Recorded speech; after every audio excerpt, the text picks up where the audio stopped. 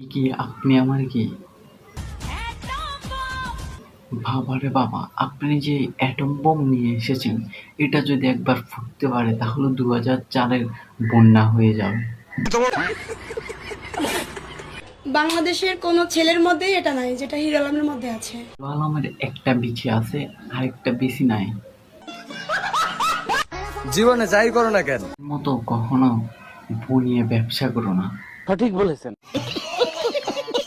আমাদের look change হয় ঠিকই, ভাই দাম চেঞ্জ হয় না, সেই একদম 150।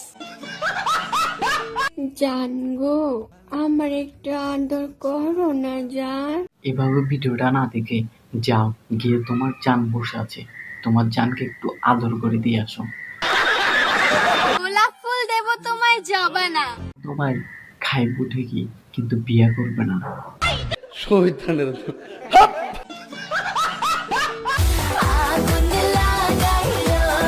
না লাগাই যদি মরিচ লাগাই দেওয়া যেত তাহলে ভালো হতো। কারেক্ট। আমরা টাকার জন্য কক্সবাজারে যে বিজনেস করে না। আমি কি সবার মতো যাবে একজনকে নিয়ে পড়ে থাকবো? আমি ধর আজকে প্রপোজ করবো, ওকে, ও না হলো ওকে, ও না হলো আবার ওকে। আপনার লিঙ্ক ভাইরাল হবে, তখন আপনি দোষ দিবেন কাকে? তুমি আফা, ভালো মানুষরা আপনাদের মতো টিকটক করে না।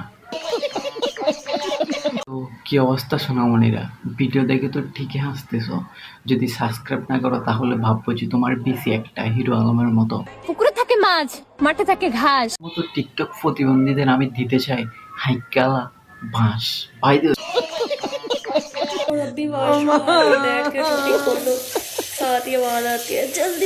আমি যে তোমাদেরকে বলি যে যারা টিকটকার তারা হাঁটতে গেলে ভিডিও বানায়, খেতে গেলে ভিডিও বানায়, দেখেছো প্রমাণ, দেখেছো প্রমাণ ছাড়া বলি না ভাই। দেখো আজকে দেখে নাও যে টিকটকাররা বাথরুমে গেলে ওটারও ভিডিও বানায়, টিকটক আবার আপলোড করে।